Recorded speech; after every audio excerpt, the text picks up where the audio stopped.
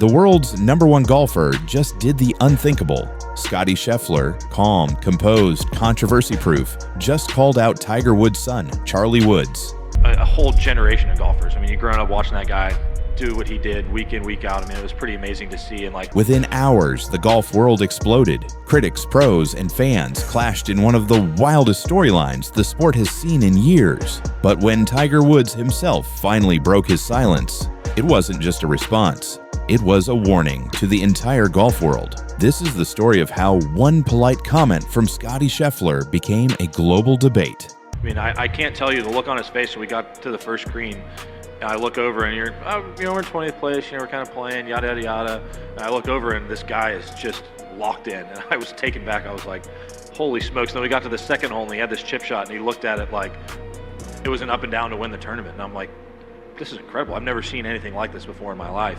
And so, a story about pressure, legacy, and the fire burning inside golf's next prodigy, Charlie Woods. It started like any other pre-US Open press conference. Scheffler had just come off his 4th major victory. Calm, confident, and untouchable, he faced the usual media questions. And then someone asked, "What do you think about the next generation of players coming up?" Scottie smiled and said something nobody expected. "Charlie's got that fire. Reminds me of Tiger in his prime. But his mechanics? They need tightening. Power without consistency doesn't win majors." And just like that, boom. Golf media went into meltdown. A perfectly polite quote suddenly became a headline. Scheffler exposes Charlie Woods. And for a man known for staying out of drama, this was shocking. Scheffler is golf's stoic champion. He wins, he prays, he disappears. He doesn't take shots at anyone, so for him to critique Tiger's son, that hit different. Within hours, golf Twitter turned into a digital war zone. Half the fans said, "He's right," constructive criticism. The other half screamed, "How dare you? That's Tiger's kid." Comment sections filled with slow-motion swing comparisons. People analyzed Charlie's follow-through frame by frame, searching for flaws. It was chaos. And then, the pros started jumping in. Rory McIlroy, never one to hold back, said on a podcast, "The kid's been under a microscope since birth. That's tougher than any course." But he couldn't resist adding, "He gets frustrated out there. Reminds me of Tiger when he was raw. Except now the cameras are always rolling." In other words, Charlie might crack before he conquers. Justin Thomas joined through an Instagram story. "Charlie's got insane driver distance, but short game separates the good from the great." Xander Schauffele called Charlie's competitive energy scary in the best way, and Jack Nicklaus added a personal note, "It's brutal being compared to your dad every swing." Suddenly this wasn't support. It was a golf town hall disguised as advice. Every living legend was diagnosing a teenager like he was a science experiment. The golf world couldn't look away. But while everyone else was talking, Charlie Woods was playing. And man, did he deliver. At the 2025 Junior Players Championship, he sinks a hole-in-one. The crowd goes nuts. Clips flood social media. Then he finishes top at the Florida Amateur and the US Junior Amateur. Fairway accuracy up, putting average tighter, confidence through the roof. For a moment, everyone shut up. Then, boom again. Scheffler gives another interview, this time with Golf Monthly. "Charlie's working hard. Maybe too hard," he says. "He's grinding like Tiger did, but he needs balance." And the fire reignites. Even when Charlie wins, people tell him to slow down. It's like he can't breathe without analysis. The message? You can succeed, but not too much. You can grind, but not like your dad. Meanwhile, the legends kept chiming in. Phil Mickelson, ever the showman, said, "That hole-in-one was pure magic." But the journey from prodigy to pro is a grind. Ask Tiger Jordan Spieth added, "Tour life breaks even the toughest. It's not about talent, it's about mental armor." Victor Hovland said Charlie's game was complete, but that the pressure is insane. And that's when it shifted. This wasn't mockery anymore, it was prophecy. The golf world wasn't tearing Charlie down. They were predicting his rise, building a myth before it even happened. Charlie wasn't just a player anymore, he was a storyline. But then came the moment that froze the entire sports world. Tiger Woods, the man of silence, control, and perfectly rehearsed answers, finally spoke. September 2025. A media room packed with reporters, cameras rolling, everyone expecting something safe. Instead, Tiger went off script. He looked straight into the microphones and said, "Charlie is Charlie. He's not me. These guys mean well, but let's let him play." The room went silent. Tiger Woods, golf's most private legend, had just told the entire golf world to back off. But he didn't stop there. He addressed Scheffler directly. "Scottie's right about mechanics. Charlie's got time. Don't rush him." It was perfect, respectful, yet razor sharp. A 320-yard verbal drive straight down the middle. Scheffler immediately replied on X, "Tiger knows best. I'm just calling what I see smooth, polite, diplomatic. But the fans?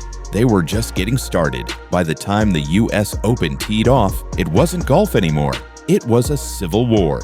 Team USA fans chanted Scheffler's name. European fans heckled Charlie. Galleries turned into gladiator pits. Someone even yelled during Charlie's practice round, "Prove Scottie wrong." Charlie laughed. Tiger didn't. That death glare, it went viral in seconds. Commentators called it the stare that could melt steel. Even Victor Hovland sighed, "It's getting out of hand. This is golf, not cage fighting."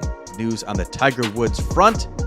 No, he has not outlined his playing schedule for 2025, but he did say that he will be playing in the PNC Championship, aka the father-son, the parent-child, with son Sharp. But chaos sells. Ratings exploded, social media buzzed, and somehow, a simple quote about swing mechanics turned into a generational feud. Golf purists versus hype-chasing fans, old-school patience versus new-school fire. For Tiger Woods, though, it hit home. He'd been that kid once, the prodigy, the phenomenon, the man under the microscope. Now he was watching his son walk that same path, except this time, every move was online. Every mistake became a meme. Tiger's honesty, "Let him be a kid," wasn't about protecting Charlie's image. It was about protecting his soul, because somewhere along the way, people forgot Charlie's 16, a teenager chasing a dream, not a living headline. But while the world obsessed over the noise, Charlie kept grinding in silence. No interviews, no posts, no clapbacks, just golf, just focus. And guess what? It worked. By the end of 2025, Charlie Woods wasn't imploding. He was evolving, multiple top 10 finishes, steady growth. That same cold focus Scheffler once praised, now sharper than ever. Even Scheffler noticed. After a round, he told a reporter, "Charlie's got everything it takes." The rest is patience. John Rahm echoed him. "He'll win big, maybe sooner than we think." And just like that, the tone of the entire story flipped. From criticism to respect. From rivalry to mentorship. Behind the scenes, college scouts started circling. Stanford, Florida, Oklahoma State. Whispers everywhere. Who's gonna land Charlie Woods? But Charlie said nothing. Didn't post. Didn't respond. Just golf. Grind. Repeat. Because that's how Tiger raised him. Not to chase applause, but to chase greatness. And the irony. The exposure Scheffler gave him might have been exactly the push he needed, because under all that scrutiny, Charlie's game got better, his swing smoother, his patience stronger. He wasn't Tiger's shadow anymore, he was Tiger's successor in progress.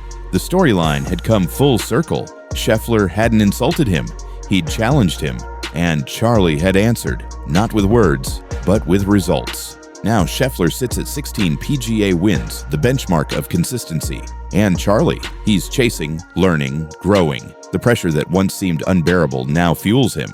Tiger's quote to ESPN summed it all up. "Let him be a kid. He's got a lifetime to chase majors." It was both a warning and a blessing.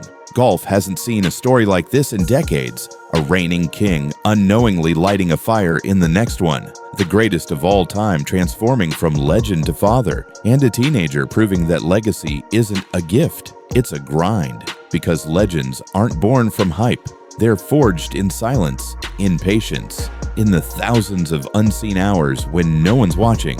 Scottie Scheffler's critique wasn't meant to tear down. It was a test to see if Charlie could handle the weight of expectation. And now, it's clear he can. The world doesn't need another Tiger Woods, it needs the first Charlie Woods. And if the way he's playing is any sign, that's exactly what we're about to get. So buckle up, because this isn't the end of the story. It's just the beginning of golf's next era. An era where fire meets focus and legacy meets evolution.